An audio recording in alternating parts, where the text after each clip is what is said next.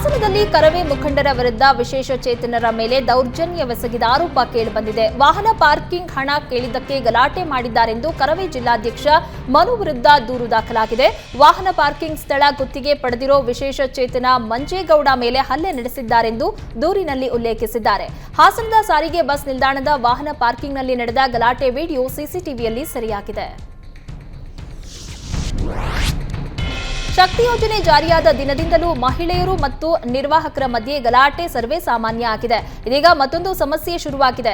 ನಮ್ಮ ಕಡೆಯ ಯುವಕರು ಬರ್ತಾರೆ, ಬಸ್ ನಿಲ್ಲಿಸಿ ಎಂದು ಮಹಿಳೆಯರು ಕೇಳಿದ್ದಾರೆ. ಯುವಕರಿಗಾಗಿ 5 ನಿಮಿಷಗಳ ಕಾಲ ಕಾಯಲು ಬಂದಿಲ್ಲ.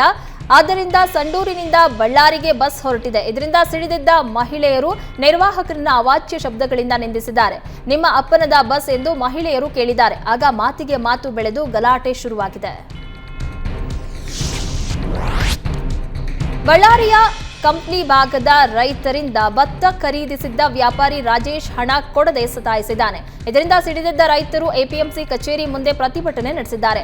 ಗಂಗಾವತಿಯ ಅಂಜನಾದ್ರಿ ಟ್ರೇಡರ್ಸ್ ಮಾಲೀಕ ರಾಜೇಶ್ ವಿರುದ್ಧ ರೈತರು ಆಕ್ರೋಶ ಹೊರಹಾಕಿದ್ದಾರೆ.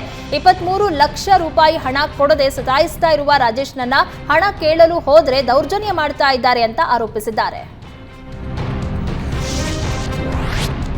ರಾಜ್ಯದ ಕೆಲ ಜಿಲ್ಲೆಗಳಲ್ಲಿ ಗ್ಯಾಸ್ ಕೆವೈಸಿ ಮಾಡಿಸಿದ್ರೆ ಸಬ್ಸಿಡಿ ಸಿಗಲಿದೆ ಎಂದು ವದಂತಿ ಹಬ್ಬಿಸಿ ಸಾರ್ವಜನಿಕರು ಕೆವೈಸಿಗೆ ಮುಂದಾಗಿದ್ದಾರೆ. ಇದನ್ನ ಬಂಡವಾಳ ಮಾಡಿಕೊಂಡ ಗ್ಯಾಸ್ ಕಂಪನಿಗಳು ಗ್ರಾಹಕರಿಂದ ಹಣ ಸುಲಿಗೆ ಮಾಡ್ತಾ ಇವೆ. ವಿಜಯಪುರದ ಬಸವನ ಬಾಗೇವಾಡಿ ತಾಲೂಕಿನ ಮಸೀಬಿನಾಳ ಗ್ರಾಮದಲ್ಲಿ ಎಚ್ಪಿ ಗ್ಯಾಸ್ ಕಂಪನಿ ಸಿಬ್ಬಂದಿ ಕೆವೈಸಿಗೆ ವೇಳೆ ಗ್ಯಾಸ್ ಸೇಫ್ಟಿ ಪೈಪ್ ಖರೀದಿಸಲೇಬೇಕು ಅಂತ ಹಣ ವಸೂಲಿ ಮಾಡ್ತಾ ಇದ್ದಾರೆ. ನೀವು ಪೋಷಕರಾಗಲು ಕಾಯುತ್ತಿದ್ದೀರಾ? ಚಿಂತಿಸದಿರಿ. ಓಯಾಸಿಸ್ ಫರ್ಟಿಲಿಟಿ 90,000 ದಂಪತಿಗಳ ಜೀವನದಲ್ಲಿ ಸಂತೋಷವನ್ನು ತಂದಿದೆ. 7825893601ಗೆ ಕರೆ ಮಾಡಿ. ಅತ್ಯದ್ಭುತ ರಿಯಾಯಿತಿ ಪಡೆಯಿರಿ ಹಾಗೂ ಎಲ್ಲರಿಗೂ ಗುಡ್ ನ್ಯೂಸ್ ಕೊಡಿ.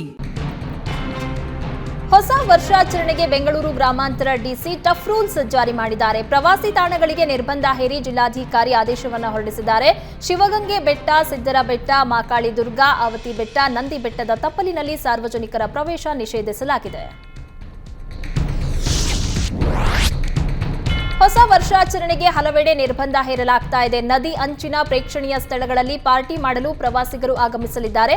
ಆದ್ದರಿಂದ ಮಂಡ್ಯ ಜಿಲ್ಲೆಯ ಮುತ್ತತ್ತಿ ಗ್ರಾಮಕ್ಕೆ ಪ್ರವಾಸಿಗರನ್ನ ನಿರ್ಬಂಧಿಸಲಾಗಿದೆ. ಡಿಸೆಂಬರ್ 31 ಮತ್ತು ಜನವರಿ 1ರಂದು ಮುತ್ತತ್ತಿ ಅರಣ್ಯ ಪ್ರದೇಶದಲ್ಲಿ ನಿರ್ಬಂಧಿಸಿ ಮಳವಳ್ಳಿ ತಹಶೀಲ್ದಾರ್ ಕೆಎನ್ ಲೋಕೇಶ್ ಆದೇಶಿಸಿದ್ದಾರೆ. ವಂಟಮುರಿಯಲ್ಲಿ ಮಹಿಳೆಯನ್ನ ವಿವಸ್ತ್ರಗೊಳಿಸಿ ಹಲ್ಲೆಗೈದ ಪ್ರಕರಣದ ಬಗ್ಗೆ ಮಾಹಿತಿ ನೀಡಿದ ನಾಗರಿಕರಿಗೆ ಪೊಲೀಸರಿಂದ ಸನ್ಮಾನಿಸಿದ್ದಾರೆ.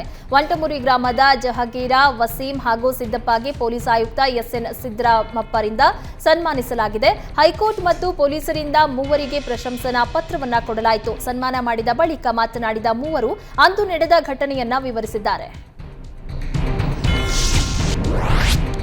ಬಿಎಂಟಿಸಿಗೆ 25 ವರ್ಷದ ಸಂಭ್ರಮದಲ್ಲೇ ಕಂಡಕ್ಟರ್ ಮತ್ತು ಡ್ರೈವರ್ಗಳಿಗೆ ಗುಡ್ ನ್ಯೂಸ್ ಸಿಕ್ಕಿದೆ. 6950 ಡ್ರೈವರ್ ಕಂಡಕ್ಟರ್ಗಳ ಮೇಲೆ ಇದ್ದ ಕೇಸ್ಗಳನ್ನು ವಾಪಸ್ ತೆಗೆದುಕೊಳ್ಳಲಾಗಿದೆ.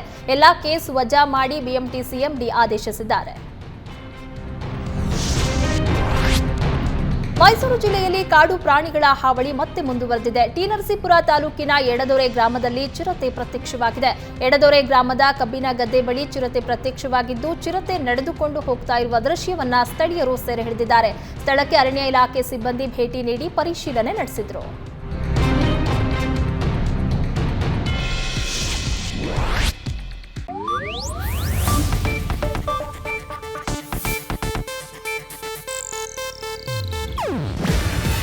ಇದು ಏಷ್ಯಾನೆಟ್ ನ್ಯೂಸ್ ನೆಟ್ವರ್ಕ್ ಪ್ರಸ್ತುತಿ.